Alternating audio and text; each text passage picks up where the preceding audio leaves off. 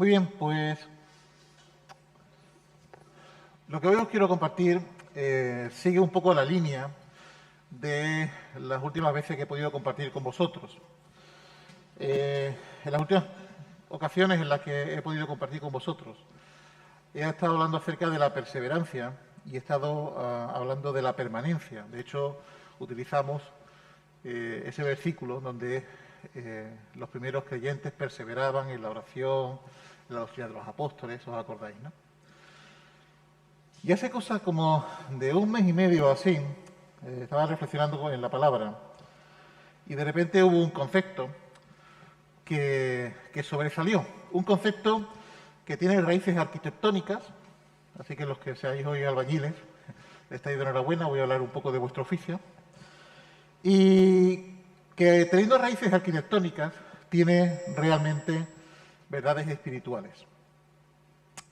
Y para poder profundizar en ello, vamos a ir a una carta que escribe el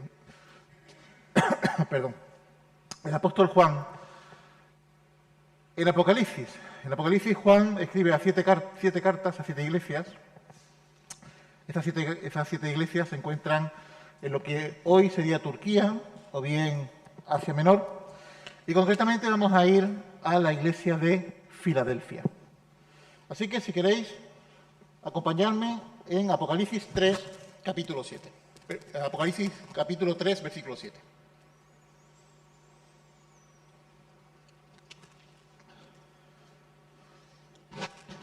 Apocalipsis 3, versículo 7. Y vamos a leer la carta que está dirigida a la iglesia de Filadelfia.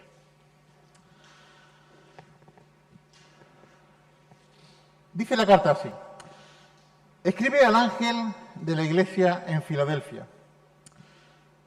Escribe al pastor que está pastoreando esa iglesia.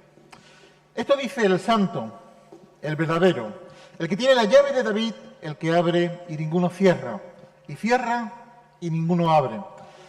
Jesús se está identificando delante de esta iglesia como un soberano total, porque cuando Él abre, nadie puede cerrar, y cuando Él cierra, nadie puede abrir. O sea, Él tiene el completo control y tiene total autoridad.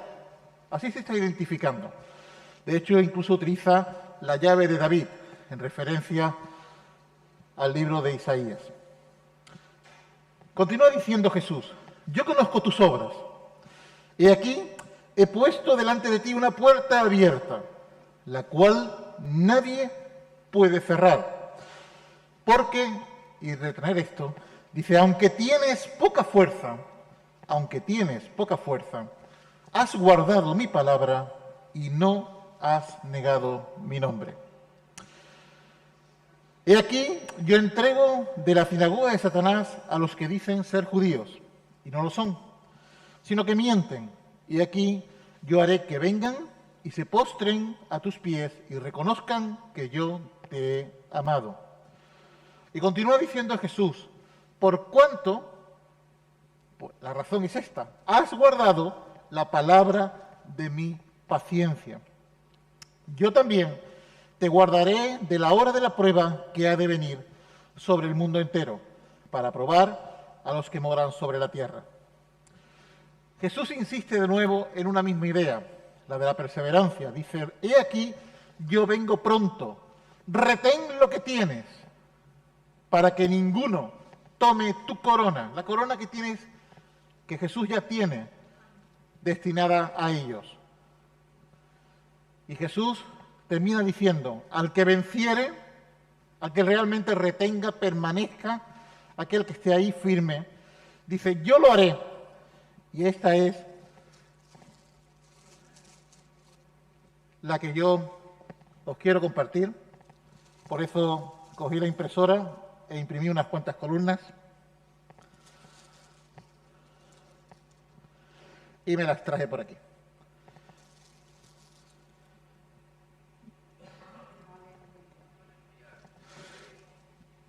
He aquí a que venciere, yo lo haré columna en el templo de mi Dios. Esta es la palabra básica.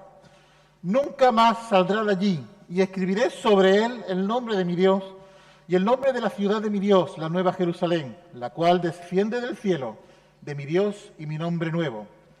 El que tiene oído, oiga lo que el Espíritu dice a las iglesias. La iglesia de Filadelfia es, junto con la iglesia de Esmirna, las dos únicas iglesias de esas 7 cartas que escribe Juan en el Apocalipsis, que no recibe una reprensión, que no recibe una reprimenda. Estamos muy habituados a la iglesia de Éfeso, donde dice, has dejado el primer amor, o a aquella iglesia que decía, tú crees que eres rico y eres pobre. O sea, Jesús a todas las iglesias de esas 7 las reprende en algo y las exhorta en algo. Pero hay 2, Esmirna y Filadelfia, y en este caso nos estamos centrando en la de Filadelfia, a la que no le reprende. Sin embargo, sin reprenderle, hay una cosa que Jesús reconoce de esta congregación, y es que no es gran cosa. No es una congregación que en apariencia sea gran cosa. Porque las palabras que utiliza Jesús es, aunque tienes poca fuerza. Yo no sé si tú eres de los que te sientes poca cosa, o de los que crees que no tienes gran fuerza. No sé si es tu caso o no. Lo que sí es cierto es que Jesús a esta congregación, que en apariencia tiene poca fuerza, le reconoce algo que realmente sí hay que ser fuerte para tenerlo. Y es que es confiable, es constante y es fiel. Porque esta congregación ha recibido y guardado la palabra. Esta congregación ha guardado la palabra con paciencia y esta congregación la ha retenido a lo largo del tiempo. Y lo que Jesús le está pidiendo es que mantenga y retenga esa palabra hasta el final. Porque entonces a esta congregación, a cada uno de sus miembros, Dios lo haría columna en su templo. Así que, si tú vences, serás columna en el templo de Dios. ¿Pero qué es una columna? Y es aquí donde ya quiero ir enfilando el mensaje. Una columna es un elemento arquitectónico que está diseñado sobre todo para soportar peso. Si colocáis una columna en cualquier sitio, el objeto es soportar peso. Algunas tienen un arco, otras tienen el techo directamente, pero lo que hace la columna es soportar peso. Y habitualmente es mucho peso. Las columnas, cuando soportan el peso, dejan espacio entre ellas para que otras personas u otras cosas estén bajo techado. Si yo, por ejemplo, Mario, ponte de pie, si no te importa. Eliezer, ¿te quieres poner de pie, por favor? Isabel, ¿te quieres poner de pie? Imaginaros que tenemos estas 3 columnas. Y ahora dejamos el techo sobre estas 3 columnas. Mucho peso, ¿no? Para 3 columnas, ¿no? Pepi, ponte de pie. Aguantaríamos un poquito mejor, ¿verdad? Mari Carmen, ponte de pie. Aguantamos un poquito mejor, ¿verdad? Poneros todos de pie. A que el techo aguanta. A que el techo aguanta. No dejemos el peso a otros. Tú tienes un peso que aguantar en el templo. Pablo hablaba de que éramos piedras vivas. Y como tales piedras vivas, formamos parte del templo. Pero a algunos nos toca hacer columnas. Y no hace falta ser el number one, porque la iglesia de Filadelfia no era gran cosa. Pero retenía la palabra. No era gran cosa en la apariencia, no tenía mucha fuerza. Pero guardaba la palabra. Y porque guardaba la palabra, Dios le hacía columna. Para soportar peso. Fíjate, no te voy a dejar todo el culto sentado, de pie. Pero tienes que soportar peso. Y no es fácil soportar peso. No es sencillo. Porque cuando tú soportas peso te cansas. Otro de los elementos importantes de la columna es que la columna no tiene patitas, no se mueve, está quieta, está ubicada en un sitio y en ese sitio está. Yo siempre bromeaba y todavía sigo bromeando con algo. Para mí, cuando Dios me planta en una iglesia, me planta. A mí me plantó en esta, aquí nací y aquí estoy plantado. Y la única forma en la que yo puedo salir de mi congregación es o por una razón vital, o sea, o me case o me falta el trabajo y tenga que irme a otro sitio. Ya me casé y me la traje a ella, así que sin problema. La otra razón es que Dios me envía a algún sitio y entonces la iglesia lo tiene que ver y es la iglesia la que me envía. Y la tercera opción por la que salgo de la congregación es en una caja de pino, ahí presente, y ya terminando mi carrera. No me muevo. No nos movemos. Una columna no se mueve. Soporta peso y no se mueve. Está ahí. Es confiable. Es fiel. Eso es una columna. No solamente una columna ha de soportar peso y está quieta. Una columna también es un elemento arquitectónico que si no está colocada sobre un correcto fundamento, no sirve. Sino que le pregunten a los que diseñaron la Torre de Pisa, que la conocéis, ¿no? La torre que está así dobladita, ¿no? La razón por la que está doblada es porque hay parte del fundamento que tiene unas tierras... Total, que no tiene buen fundamento, que de vez en cuando tienen que meterle ahí para que no se termine cayendo. O que podemos contar de la hermosa ciudad de Venecia. Es hermosa. Es palacios, hay de todo. Pero su fundamento es malo. Y más tarde, más pronto, se terminará hundiendo. Y en la desgracia de esa ciudad. Las columnas tienen que estar afirmadas en un lugar con buen fundamento. Y de hecho, las columnas, su símil sería el de un árbol. Antes de que los arquitectos empezaran a utilizar la piedra para montar la columna, lo que se utilizaba eran troncos de árboles para sujetar los techos. Tanta es la relación entre un árbol y una columna que están relacionadas incluso en su propia estructura. Las raíces sería la base de la columna. El tronco sería el fuste y el capitel serían las ramas. Esta es la estructura clásica de una columna. La base, el fuste y el capitel. Las raíces, el tronco y las ramas. Y si nos vamos a cualquier ejemplo en la Escritura que nos habla de árboles, podríamos irnos al Salmo 1. Vamos a ver que en el Salmo 1, la relación que hay entre estos árboles, incluso la carta a Filadelfia, es casi muy similar. Dice el Salmo 1, bienaventurado el varón que no anduvo en consejo de malos, ni estuvo en camino de pecadores, ni en la silla de escarnecedores se ha sentado, sino que en la ley de Jehová está su delicia. Qué curioso, igual que la iglesia de Filadelfia.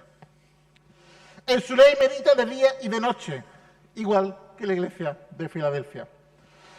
Será como árbol plantado junto a corrientes de agua, bien fundamentado, y ese árbol no se mueve de ahí. Bien fundamentado ahí, bien arraigado ahí, junto a corrientes de agua que alimentan y lo mantienen firme, que da su fruto, por tanto, a su tiempo y su hoja no cae. Es una correcta columna y todo lo que hace prosperará. Y continúa diciendo el Salmo, no así los malos, que son como el tamo que arrebata el viento. Por tanto, no se levantarán los malos en el juicio, ni los pecadores en la congregación de los justos. Igual que la iglesia de Filadelfia, que los malos, la sinagoga de Satanás, iban a hacer delante de ellos avergonzados. Es muy similar esto que estamos viendo. Pero vamos a irnos a la iglesia inicial. Vamos a ver algunos ejemplos de columnas en nuestra iglesia inicial. Y vamos a ver a tres que no me podéis decir que no eran columnas. Jacobo, Pedro y Juan. En Gálatas 2:6 y siguientes, Bernabé y Pablo y Bernabé, están en un encuentro con la iglesia en Jerusalén. Y en este encuentro está escribiendo Pablo la carta de Gálatas, está hablando de este encuentro y él dice, Gálatas 2:6, pero los que tenían reputación de ser algo, y está hablando en este caso de Jacobo, de Juan y de Pedro, y añade, entre paréntesis, lo que hayan sido en otro tiempo, nada me importa, Dios no hace acepción de personas. Y esto es cierto. Tú puedes pensar, dice, bueno, la columna la podrá hacer otro, yo no. La columna la puedes ser tú, porque Dios no hace acepción de personas. Y lo que fuiste en otro tiempo, a nadie le importa.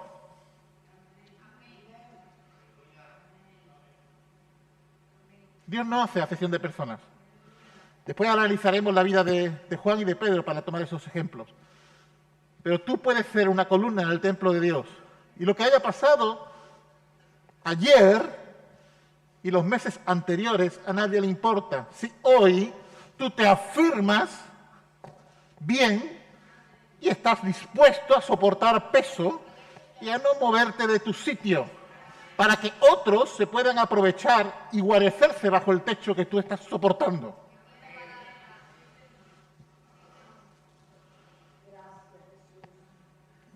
Continúa diciendo Pablo, a mí pues lo de reputación nada nuevo me comunicaron, está hablando acerca de esta visita que él está haciendo, 2:9. Y reconociendo la gracia que me ha sido dada, Jacobo, Pedro y Juan, que eran considerados columnas, nos dieron a mí y a Bernabé la señal de diestra. Pablo reconoce, no solamente él, sino que la iglesia reconocía que tanto Jacobo, Pedro como Juan eran columnas. Y para ser columna, es tan sencillo como estarse quieto, estar bien afirmado y soportar. Estarse quieto, estar bien afirmado y soportar. Eso es ser columna. Vamos a ver el ejemplo de Pedro. Todos conocéis el capítulo 21 de Juan. Capítulo súper famoso, donde hemos predicado un montón de veces. Y está ese Pedro que se encuentra con Jesús y... ¿Pedro me ama? Sí, te amo. ¿Pedro me ama? Sí, te amo. Y ya esa tercera vez, ¿Pedro me amas? Señor, tú ya sabes que te amo todo. Bueno, esa historia la conocemos mucho, la hemos predicado mucho y hemos trillado mucho. Pero a continuación de esa historia, Jesús sigue hablando con él y le dice, Juan 21:18, de cierto te digo, y átate los machos cuando Jesús dice de cierto te digo.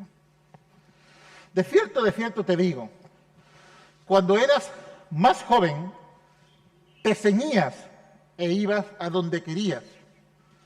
Y es cierto, Pedro decía, no, Señor, yo no te voy a abandonar. Y lo dejaba.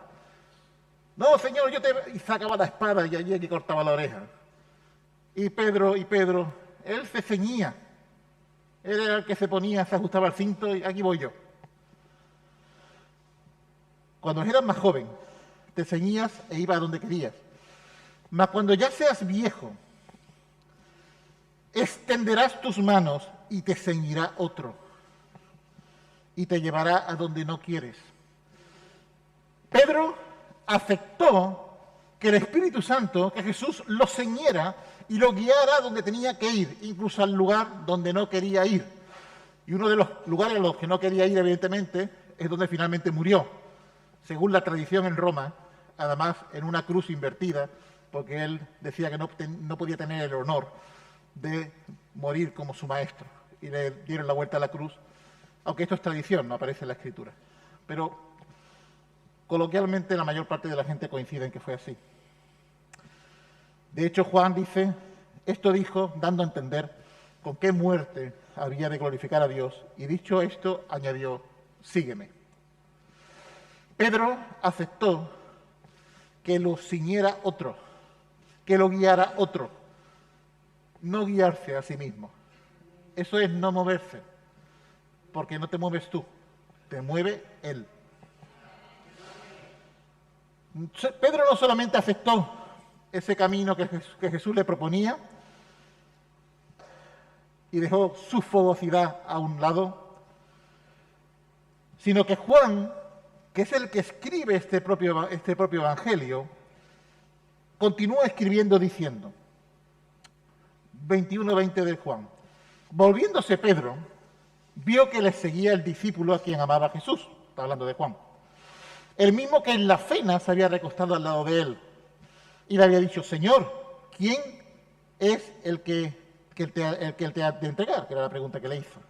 Cuando Pedro le vio, dijo a Jesús, Señor, ¿y qué de este? Y Jesús le dijo, si quiero que él quede hasta que yo venga, ¿qué a ti? Vamos, Pedro, no te preocupes por lo que vaya a pasar contigo con otro. Sígueme tú, fue lo que le dijo Jesús. Si quiero que él quede hasta que yo venga, ¿qué a ti? Sígueme tú. Eso significa algo muy sencillo. Lo que Dios a ti te está pidiendo no significa que se lo esté pidiendo al que tiene al lado. A lo mejor tú tienes que soportar una parte del techo que dice, pero si es solo escayola. Y el otro lleva allí, el pobre, a lo mejor no lo sé. ¿Me entendéis lo que os quiero decir? No señales al hermano diciéndole, que tú soportas menos que yo. Pedro aceptó lo que Jesús le dijo a él. Y Juan, como vamos a ver ahora, aceptó lo que Jesús le pidió a él. No te compares con el otro. Compárate con lo que Jesús te ha dicho a ti que te está pidiendo. Y si tú le dijiste sí o no a eso que Jesús te ha pedido. Este dicho se extendió, continúa diciendo Juan, entre los hermanos, que aquel discípulo no moriría. Pero Jesús no dijo, está aclarando Juan, que no moriría, sino si quiero que él quede hasta que yo venga, que a ti. Y este discípulo, y esto es lo importante, este discípulo es el que da testimonio de estas cosas, está en el Evangelio de Juan, y escribió estas cosas. Y sabemos que su testimonio es verdadero. Es curioso, pero Jesús ciñó la vida de Pedro para que muriera seguramente en una cruz en Roma.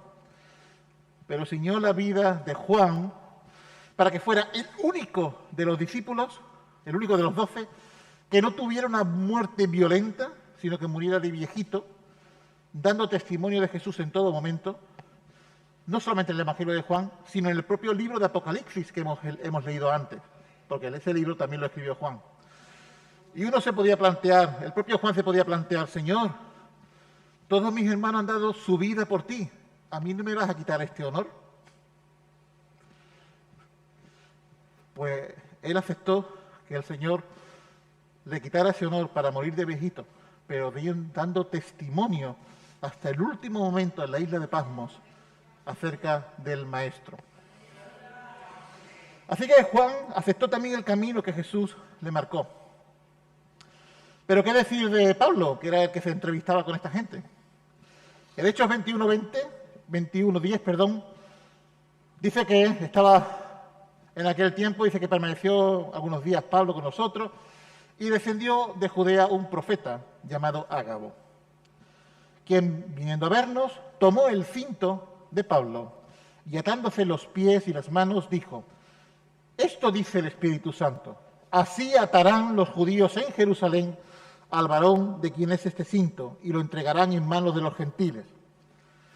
Al oír esto, los hermanos que estaban allí, les rogamos nosotros y los de aquel lugar que no subiese a Jerusalén. Y entonces Pablo respondió, ¿pero qué hacéis llorando? Y quebrantándome el corazón. Porque yo estoy dispuesto no solo a ser atado, mas aún a morir en Jerusalén por el nombre del Señor Jesús. Y como no le pudimos persuadir, desistimos diciendo, hágase la voluntad del Señor. Otro que aceptó ser ceñido y ocupar el lugar que Jesús le tenía marcado para hacer columna. Una columna, os recuerdo, que soporta el peso, no se mueve del sitio donde Dios lo pone y está bien fundamentado. Bueno, Pablo no solamente en su vida aceptó también esto, sino que recomendaba a Timoteo que buscara a personas capaces de ser esas columnas en la congregación. Dice 2 Timoteo 2:1, tú pues, hijo mío, esfuérzate en la gracia que es en Cristo Jesús, en lo que has oído de mí ante muchos testigos, como en el caso anterior, esto encarga a hombres fieles que sean idóneos para enseñar también a otros.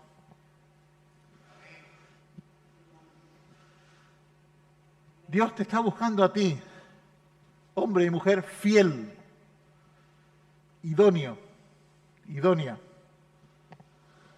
Tú pues sufre penalidades como buen soldado de Jesucristo, pues ninguno que milita se enreda en los negocios de la vida a fin de agradar a aquel que lo tomó por soldado. Y también el que lucha como atleta no es coronado, sino lucha legítimamente. No hagas trampas al solitario. A Dios no se le hace trampas, ni te las hagas a ti mismo. El labrador, para participar de los frutos, debe trabajar primero. Y para ir terminando quiero hablar de 3 versículos y ya remachando estas ideas. Dice Santiago en el 1:8, el hombre de doble ánimo es inconstante en todos sus caminos. De ahí que un hombre o una mujer de doble ánimo que se mueve mucho no puede ser constante, no puede ser confiable, no es fiable.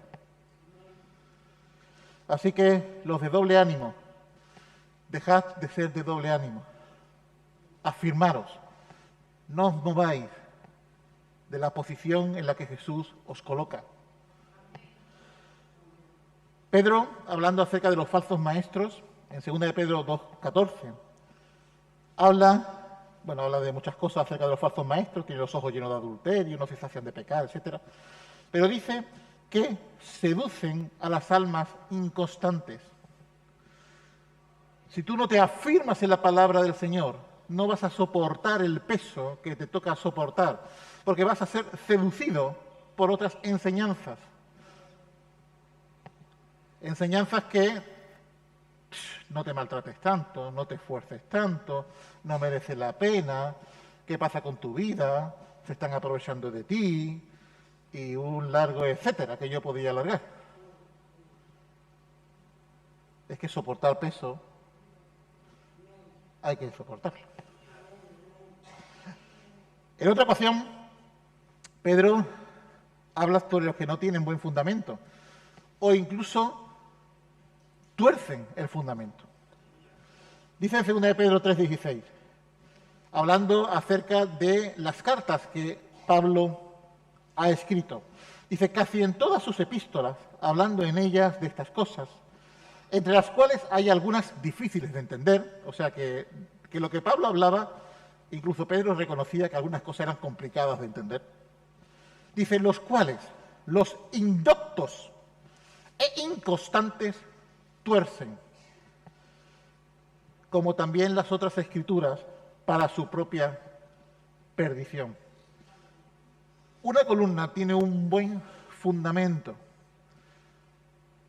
y tú a lo mejor, si no estás bien formado o eres inconstante en tu formación, serás tentado a que ese fundamento no sea tan bueno y te puede hacer como la torre de Pisa, irte para un lado. Una columna doblada no soporta nada.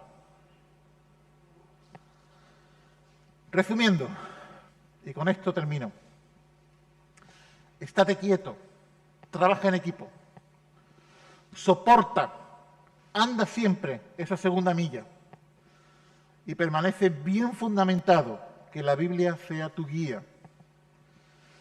¿Quiere que Dios te haga columna? Columna de su templo.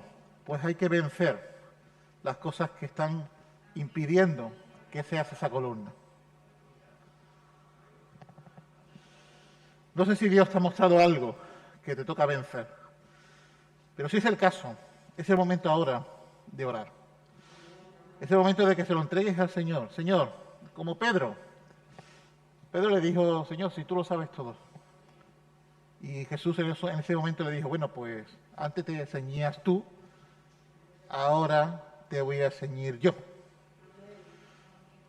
Si tú quieres ser como Pedro, una columna, lo que te invito es que llegues a ese punto, a ese lugar, donde digas, Señor, cíñeme tú. Acepto el lugar, acepto el peso que me toca soportar, acepto el lugar donde tengo que fundamentarme en tu palabra. Quiero crecer como una columna que da cobijo a muchos. Cierra tus ojos, vamos a orar. Señor Padre, aquí estamos, Señor. No podemos decirte nada que tú ya no conozcas. Tú nos conoces a cada uno de los que estamos aquí. Tú conoces en qué hemos fallado. Tú conoces, Señor, en lo que ahora mismo estamos fallándote. Pero aquí estamos, Señor. Queremos responderte, Señor, ante tu palabra y decirte, Señor, que el pasado, el ayer, tú no lo perdones, Señor, y nos ayudes a afirmarnos ahora. Nos ayudes a afirmarnos, Señor, y a hacer, Señor, esas columnas fieles, constantes, para que tu iglesia, Señor, pueda crecer, ser ampliada todo lo que tú quieres, Señor. Padre, en el nombre de Jesús, Señor, obra, Señor, ahora en el corazón de cada uno de mis hermanos, Señor. Señor, que cada uno de ellos, aún el mío propio, Señor, estemos dispuestos a ser ceñidos por ti, Espíritu Santo, a aceptar tu voluntad, Señor. Padre, en el nombre de Jesús, Señor. En el nombre de Jesús, Señor.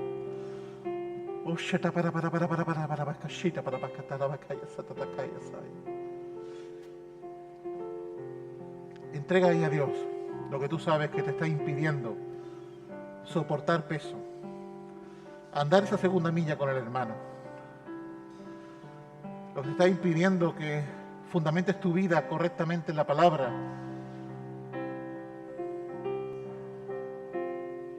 Si hay esas palabras que te están diciendo que estás perdiendo el tiempo, que no merece la pena, rechaza esas palabras en el nombre de Jesús. Porque sí merece la pena servir al Señor. Sí merece la pena soportar peso. Sí merece la pena ver que otros se aprovechan de ti. Sí, estoy diciendo eso, se aprovechan de ti. Se aprovechan de tu servicio. Y pueden venir a la salvación. Y pueden crecer bajo ese techo que tú estás soportando. Porque formas parte del templo de Dios. Y que Dios quiere hacerte ese templo. Lo quiere hacer contigo. La posición de columna que tú tienes que ocupar, no la puedo ocupar yo. Yo tengo otra. La tuya es la que Dios quiere ponerte a ti.